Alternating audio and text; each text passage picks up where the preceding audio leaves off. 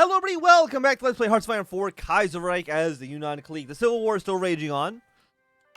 Currently the Social Democrats are in charge of the country, but I'm assuming this will not last forever.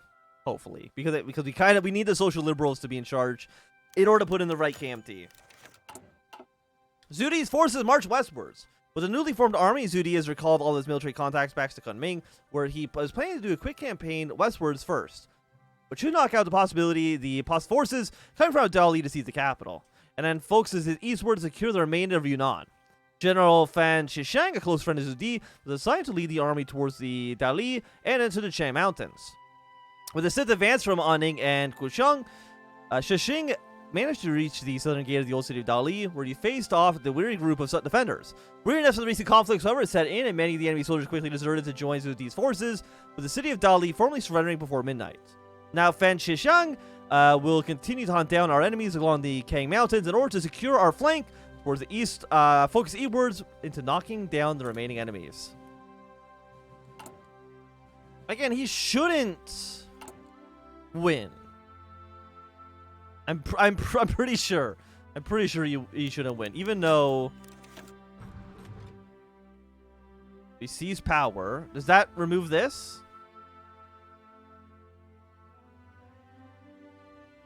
Have I fucked this up somehow? Zudi's forces retake the east. As Eastern expedition led by the charismatic Ji Handing under the orders of Zi Dai first retook the city of Chuqing, leading to a sizable garrison in order to hold out enemy counterattacks, and then proceeded northwards to secure Zizang. Facing weary but still dangerous opponents, Handing managed to first capture Xiao Tong, then encircled the town of Beijing, and then struck a blow at Guoyang, where the fighting evolved into an intense urban conflict. With the fall of Guoyang and a Baizhi garrison surrendering before the assault of the city was conducted, the Chuzan garrison was ordered to move forward towards Anshun by the emboldened Zi Dai, while Handing pushed southwards towards Anshun in order to perform a pincer movement and deal with the last row of forces.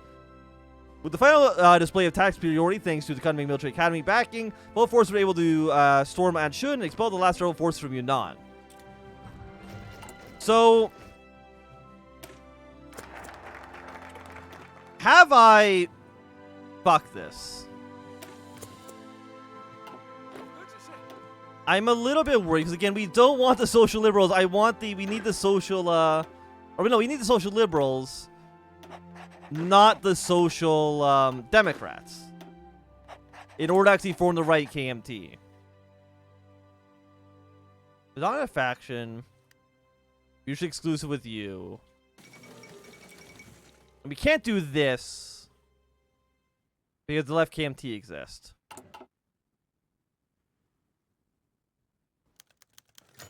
Zudi's proposal. Oh, okay. So we will be able to probably resolve this. With the power of Zudi securing Kunming, Zipiri sent a delegation to the capital in the name of the National Revolution Army. The delegates have thanked Zudi for his assistance securing the province and requested he grants the seat of power over the Kuomintang, particularly to Zhu Piet. While Zudi stepped in to stop the growing civil war that was ensuring in the province, Zhu Piet invoked Zudi's previous loyalty to the NRA and his assistance during the Northern Expedition as grounds for both men to find common political ground. However, considering Kuomintang's defeat in the open battlefield by the National Foundation Army, this has been a perfect chance to clean the province from their influence.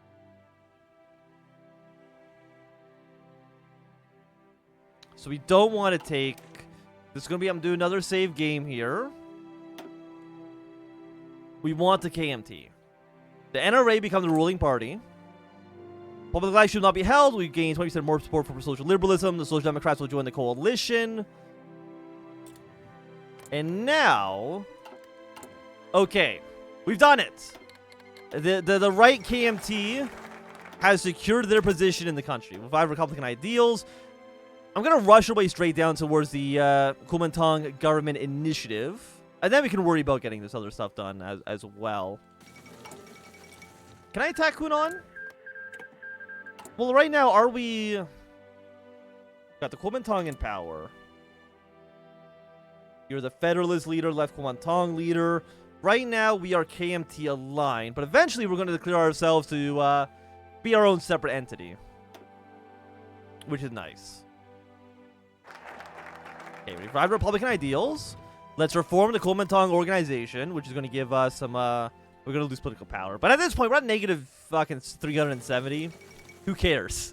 It makes no difference if we have negative 370 or negative 400. It's basically the exact same goddamn thing. I'll do 59% support, which is pretty good. Negative 7% stability, which is less good, but honestly, still not that bad. Let's see, you are social liberal. Are you KMT aligned, Szechuan? Who are you aligned with? You're Republican aligned, which is different than because you're the Republican faction. A deal broke between Shaanxi and Beijing. I don't think we need to worry about that too much. We'll join the right KMT committee. So you'll probably end up making a faction together. Okay, so the left KMT is completely secure their position here. So we're gonna have the right KMT and we're gonna have the left KMT. I'm not too sure because when they say KMT aligned, it doesn't say right KMT or left KMT. So I'm not too sure where exactly we're going to be in this situation. Okay, technology research, let's go radio. Just for better reinforcement rates. Okay, it'll be done tomorrow. And now, we're going to form the Kunming National Government. Okay, Bai Gongxi left Yunnan earlier today with his men to join his brother-in-arms Li Zhongren in Guangxi. Latter recently became leader of the province after a power struggle with the previous clique.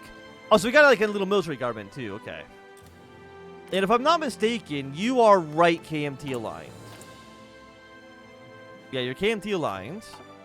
So you want you to beat the like one clique. You might flee up to Szechuan. I wouldn't be surprised by that. So in 30 days, we'll reclaim ourselves a new KMT government.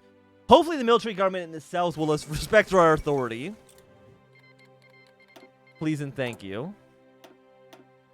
Because you don't make any mention of we'll claim leadership around until the Kuomintang and lock decisions to begin expanding into the rest of China. Is that what about you? Because you have become known as National Revolutionary Government. So I'm guessing most of the KMT here support us as opposed to supporting the left Kuomintang. Okay. So I mean, if we can take the mantle, I'd be happy to get that done. So we're now in the Southern Nationalist group. We formed our own faction.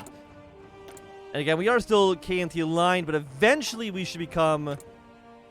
Oh no, there we go. We're now right Kuomintang leader, as opposed to being the left KMT. So I'm not too sure, because again, these just say KMT aligned, which doesn't solve our issue too much. Okay, we will declare ourselves to be the national government. You love to see it. We don't have a single reform. Also, me and the left KMT literally have the exact same flag. That won't be confusing. Here's southern China. We could demand our submission. Again, who's the Hunan clique aligned with? The Zili. So we could try to go to war with them immediately. You're your own separate tree. We still got the mountain economy.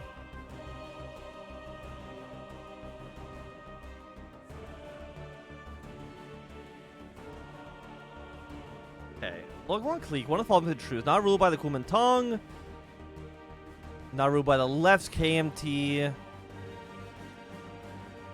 Let's attack Hunan clique first. And you right now, you hate us.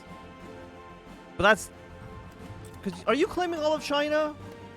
No, but I'm claiming all of your land. So that's probably why they don't like me very much. But we got Tibet and the military government. Again, both of them are KMT aligned. I wouldn't be surprised, I mean, if Tibet wants to join the left KMT. I mean, they're social democratic right now. So that would make some sense. However, Tibet, I border you. You should be friendly with me, please and thank you. I mean, we do completely outnumber the Hunan clique. If I was them, I would probably surrender their surrender towards us. But we'll see if they're any smart here. and the Qing government. I like how you actually just attack them like right away. Like you look at actually like the left KMT tree. Like you got this whole thing you got to do before you can actually start attacking the Qing. Meanwhile, for us, it's just like, oh, immediately. Hey, you want to declare war? Go for it. The Yunnan delegation stated that on behalf of the Yunnan provincial government, they refuse to comply with the ultimatum. Absolutely, prepare the troops, send our units into the country, and push in. Just you got. No, okay, no, you sent volunteers. So that actually means that you should be a little bit weaker than normal. I mean, if you don't really have that many units, so this shouldn't be too bad for us. You got the Bamboo Society, 5% stability. I would much prefer the stability bonus. So let's do the Society, the Bamboo King. I mean, that's just a fucking great name. Implementing the Kuomintang ideals in Yunnan. With Yunnan's economy laying in ruins and many scared or disheartened about the future of Yunnan and the future of China, it's no wonder that brothers turned against brother in the recent uprising. Thankfully, the Kuomintang has come out on top in the struggle, and it is our duty to stand above these petty squabbles and to bring China to a brighter tomorrow. With that in mind, our leader, Xu Piet, has authorized our government to pass a series of sweeping reforms to the province, of the kind that the frontier has never seen in a long time. While the reform program is extensive, Xu Piet has chosen to split it up into 3 main sections. Same with the 3 main tenets of the Kuomintang, the Mizhou, the Miquan, and the Mingshen. We get some more stability. We're at negative 28%. My god. My lord. That is so horrible. I mean, we're at war, so I mean, I understand why we drop down like this, but my god. How many? Does the Hunan clique only have 4 divisions? It said they have at minimum 6. So maybe we'll see them arrive soon. I'm not too sure. Szechuan, you want some volunteers? Hell yeah, buddy. I'm guessing Szechuan also hates the Yunnan clique or the Hunan clique. Finland joined the Reichspakt. Norway's gone socialist, which should mean that Sweden will join the Reichspakt soon as well. Yeah, we're at 99. You're just like a basic militia division, so you shouldn't be too hard to kill. I mean, our units, you gotta remember that our units are fucking garbage. They're like 12? No, I think they're 8 combat with. Which is pretty bad. Yeah, let's move you up here so you can get better combat with. You're actually attacking us, which is a complete mistake on your part. Okay, so you have some more units moving in here. I don't expect them to last too long. I mean, 3 more. Actually, just 2 more. Our cap's at 20, so I don't want to push that too much if we don't have to. Yeah, you guys are actually now last standing. I'm okay with that, because I think you should take some pretty heavy casualties here. The first principle of Mizu. The first principle of the Kuomintang is as priorities in Yunnan is that of Mizu, or nationalism. With the dozen of ethnic groups in Yunnan, some of which have actively clashed in the past, it is no surprise that Xu Piet's first move is to try to unite these under a single banner. Xu Piet himself and many other government officials have begun touring the frontier, visiting distant ethnic groups and spreading pamphlets and giving speeches about the new way of China. One where all of them will be represented, one in which all of them are as the Chinese of the people in Beijing. While many remain apathetic to Xu Piet's message, there's no denying that the Kuomintang affiliations have risen among the minorities. Thank you. Thanks for the little bit of stability and political power. Like, it's super good that this has happened to us. How long is this going to last? Okay, we got refugees from Szechuan. Drought and the aftermath of the brutal civil war has caused a terrible famine to grip Szechuan. With the government in Szechuan seemingly being incapable of solving these problems, many have simply given up and have fled to the province by the tens of thousands for greener pastures in our lands. We literally just had a civil war ourselves, but, you know, go off. While they aren't the only ones that have fallen on hard times in China, many both among our population and in our government demand that we do something to help our fellow Chinese.